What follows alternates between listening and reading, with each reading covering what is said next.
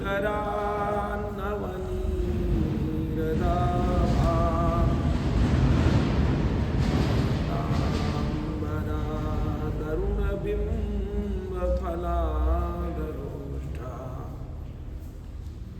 पूर्णेन्दुसुन्दरमुखादरविन्दनेत्रा परं किमपि तत्त्वमहं न जाने सजलजलदनीलं दर्शितो दारुशीलं करतलधृतशैलं वेणुवाद्यैरसालं व्रजजनकुलपालं कामिनी केलिलोलं तरुणतुलसीमालं नौमि गोपालपालम् शङ्खेन्दुवाभमतीव सुन्दरतनुं शार्दूलचर्माम्बरम् कालव्यालकरालभूषणधरम् गङ्गाशशाङ्कप्रियम् काशीशं कलिकल्मषौघशमनं कल्याणकल्पद्रुमं नौमीड्यं गिरिजापतिं गुणनिधिं कन्दर्पहं शङ्करम् हरे राम राम राम हरे हरे हरे राम हरे राम राम राम हरे हरे हरे कृष्ण कृष्ण कृष्ण हरे हरे हरे कृष्ण कृष्ण कृष्ण हरे हरे हरे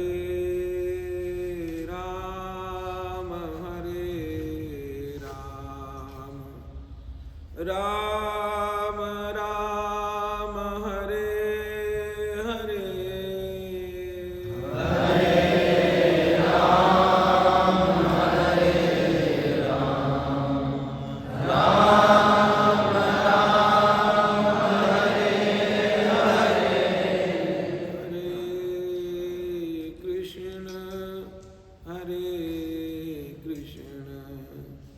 कृष्ण कृष्ण हरे हरे हरे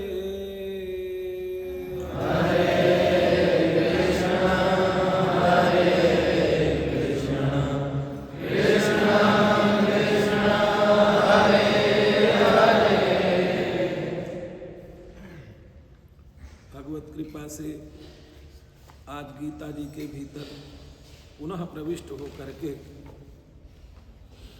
भगवान की विशेषताओं का आनंद लेंगे। कल के प्रसंग में ज्ञान योग के विषय में भगवान उपदेश कर रहे थे अर्जुन जी को, और ज्ञान योग के उपरांत ज्ञान योग को ही बुद्धि योग, सांख्य योग नाम से जाना जाता है। भगवान ने सब कुछ समझाने के उपरांत अर्जुन से कहा, अर्जुन ये जो विषय थे ये सब ज्ञान योग के थे, अब आप कर्म योग के माध्यम से, क्यों हर व्यक्ति ज्ञानी नहीं हो सकता, क्यों बड़ी समस्या है। ऋते ज्ञानान न मुक्ति ही, बिना ज्ञान के किसी भी व्यक्ति को मुक्ति नहीं मिलती है। पर ज्ञान अनायास आ जाए ऐसा संभव नहीं है। उसके लिए पूरी तरह से भगवान के आश्रित होकर के हम अपने जीवन की यात्रा करें तो तो सुनिश्चित में सही सही पता चल जाए, यही सबसे बड़ा ज्ञान है। पर उसके लिए अभ्यास की आवश्यकता होती है। परंतु कर्मयोग के लिए ध्यान ये रखना है कि कर्म तो हमें करना ही पड़ेगा, परंतु जो हम कर्म कर रहे हैं उन कर्मों के माध्यम से हमारे जीवन में हमारा हर कर्म भगवद अर्पण हो करके भगवान को प्रिय लगने वाला विषय लग जाए, जिससे हमारा इस कर्म भूमि में जन्म लेना सार्थक हो जाए। तो भगवान ने कहा, ऐसा ते अभिहिता सांख्ये बुद्धि योगे त्विमाम शृणु बुद्ध्या युक्तो यया पार्थ कर्म बंधम प्रहास्यसि। इस ज्ञान योग का आश्रय लेकर के अर्जुन, तुम निश्चित में अपने को कल्याणकारक स्थिति में पहुंचा दोगे, क्योंकि नेहाभिक्रम नाशोस्ति प्रत्यवायो न विद्यते न इह अभिक्रमः नाशः अस्ति। इस संसार में किया गया कोई भी कर्म कभी भी नष्ट नहीं होता है। जब इतना हमें पता चल गया कि जो भी हम कर्म कर रहे हैं उसका फल सुनिश्चित है, परंतु वो कर्म हमारे द्वारा किस स्थिति में किया गया है, किन भावों के साथ किया गया है, उस कर्म पर निर्भर करता है। परंतु ऐसा कोई भी प्राणी इस ब्रह्मांड में विद्यमान नहीं है जो कि कर्म नहीं करता रहता है। हर व्यक्ति को कर्म करना अनिवार्य है। कर्मण्येवाधिकारस्ते मा फलेषु कदाचन। भगवान कहते हैं कर्मणि एव अधिकारः ते। हे अर्जुन, तुम्हारा अधिकार तो केवल कर्म में है, और तुम फल की इच्छा व्यक्त करते हुए हमसे प्रश्न करना चाहते हो। मां फलेषु कदाचन, फल में कभी इच्छा मत करो। अपने कर्तव्य कर्म को करने से ही तुम्हें जो वास्तविक सिद्धि है वो स्वाभाविक ही मिल जाएगी। तो नेहाभिक्रम नाशोस्ति प्रत्यवायो न विद्यते। और ध्यान रखो, कर्म का फल तो मिलना सुनिश्चित ही सुनिश्चित है, परंतु लाभ क्या है? यदि आपने सन्मार्ग पूर्वक उस कर्म को कर लिया तो उसका कोई प्रायश्चित आदि भी नहीं है। उसके लिए कोई अन्य आश्रय लेने की आवश्यकता ही नहीं है। इसलिए आपको कर्म करना आवश्यक है।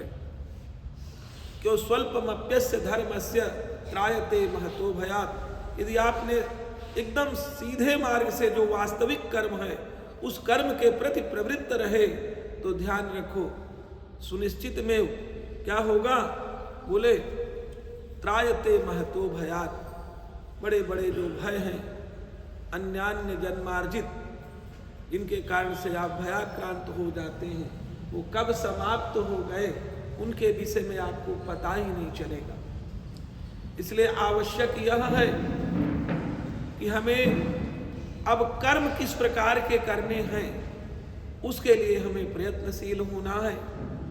भगवान ने कल के विषय में यही बताया था कि सांख्य योग क्या है, बुद्धि योग क्या है, कर और उस बुद्धि का आश्रय लेकर के हो सकता हर व्यक्ति उस पर तत्पर न हो सके, परंतु यदि कर्म का आश्रय लेगा तो सुनिश्चित में वह अपने जीवन की यात्रा में सफल ही होगा। क्यों नहीं कश्चित क्षणमपि जातु तिष्ठत्य कर्मकृत। ऐसा कोई क्षण नहीं होता व्यक्ति के जीवन में जिसमें कि वह कर्म नहीं करता रहता है। आप सभी व्याकरण पढ़ते हैं, सोने के अर्थ में सींग स्वप्ने धातु चलती है, शींग धातु चलती है स्वप्नार्थ में। खाने के अर्थ में अन्यान्य जो धातुएं, हर क्रिया के पीछे कोई न कोई धातु चलती है। यदि आप चुपचाप बैठे हैं उसमें भी कोई न कोई धातु चल रही है। कहने का तात्पर्य है जो भी हम कर्म करते हैं तो वह सुनिश्चित में कोई न कोई फल अवश्य प्रदान करता है। इसलिए कल का जो विषय था वो तो ज्ञान योग का विषय था। आज का विषय भगवान ने अर्जुन से कहा कि देखो अब कर्म योग के माध्यम से तुम उस ईश्वरीय सत्ता को स्वाभाविक प्राप्त कर सकते हो, वह विषय हमसे श्रवण करो। भगवान ने कहा यदि कोई कर्मशील व्यक्ति है, जैसे कोई पढ़ने वाला व्यक्ति है, यदि वो पढ़ने में निपुण है, दक्ष है और अपने विषय पर लगा हुआ है, स्वाभाविक रूप से वो इधर उधर की बात नहीं, वो सीधे मार्ग पर अपने विषय को लेकर के और उसी में दक्षता पूर्वक वह मार्ग अपना लेगा।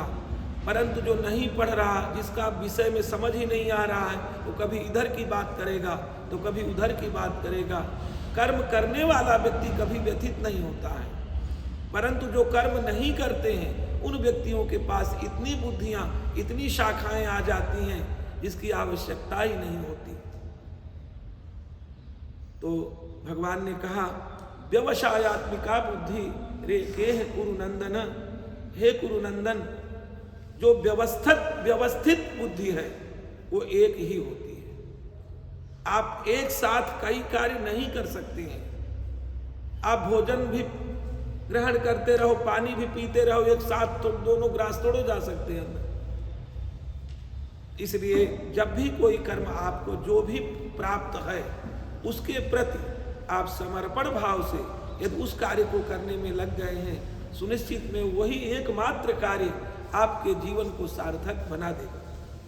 तो व्यवसायात्मिका बुद्धि रे के हे कुरुनंदन, हे कुरुनंदन, जो वास्तविक बुद्धि होती है वो एक ही होती है, पर बहुशाखा ह्यनंताश्च बुद्धयो अव्यवसायिना।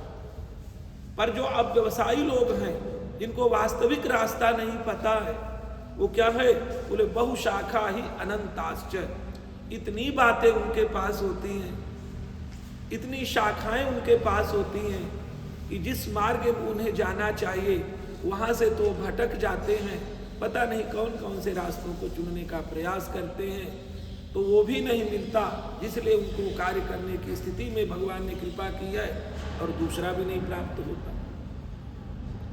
तो भगवान ने कहा व्यक्ति करता क्या है, बोले वेदों में बहुत बड़ी बड़ी बातें लिखी गई हैं, 80,000 तो मंत्र केवल कर्म कांड के लिए कहे गए, इतनी इतनी बातें हैं, ये करो तो ये प्राप्त हो जाएगा, ये करो तो ये प्राप्त हो जाएगा। उसमें भी आप संतुष्ट नहीं होंगे, क्योंकि नियम है किसी एक व्यक्ति को ब्रह्मांड के सारे भोग दे दिए जाएं, सारे ऐश्वर्य को उसे प्रदान कर दिया जाए, फिर भी उसकी इच्छा रह ही जाएगी। ऐसा माया का स्वाभाविक स्वरूप है, माया कभी थकती नहीं है। तो व्यक्ति जब मायावी विषयों पर अपने आप को लगाता है तो स्वाभाविक रूप से उसकी बुद्धि विचलित हो जाती है और वह श्रेय मार्ग से स्वाभाविक रूप से हट जाता है। याम इमाम पुष्पिताम वाचम प्रवदन्ते विपश्चिता, बोले बुद्धिमान व्यक्ति भी ऐसी ऐसी मीठी मीठी बातों को लेकर के, प्रलोभन देने वाली बातों को लेकर के, ऐसी स्थितियों को देख करके वो क्या है, उसमें स्वाभाविक रूप से माया उन्हें फंसा देती हैं। वेदवाद रताह पार्थ नान्य दस्तीति वादिना, और जो वेद वाक्यों में जो कर्मकांड का विषय, इससे ये लाभ होगा, इससे ये लाभ होगा, तो ध्यान रखिए जिम प्रति लाभ लोभ अधिकाई। जब एक लाभ होगा तो स्वाभाविक रूप से उसकी जो दूसरी पंक्ति है लोभ अपने आप आ जाएगा, और लोभा पापस्य कारणम, लोभ सही सही पूछे तो पाप का कारण बना देता है, ऐसे रास्ते में हमको लगा देता है जिसकी आवश्यकता नहीं होती। तो याम इमाम पुष्पिताम वाचम प्रवदन्ते विपश्चितः वेदवाद रताः पार्थ नान्य दस्तीति वादिनः कामात्मानः, इतनी कामनाएं पैदा हो जाती हैं तो उनकी इच्छा केवल उन कामनाओं की पूर्ति के लिए ही शिष्ट हो जाती है। कामात्मानः स्वर्ग परा जन्म कर्म फल प्रदाम, परंतु ध्यान रखिए वो जितनी भी कामनाओं की पूर्ति करते करते आप आगे मार्ग में आप चलने लगते हैं, वो क्या है, वह ज्यादा अधिकाधिक क्या दे सकती है, आपको स्वर्ग आदि के सुखों को दे सकती है।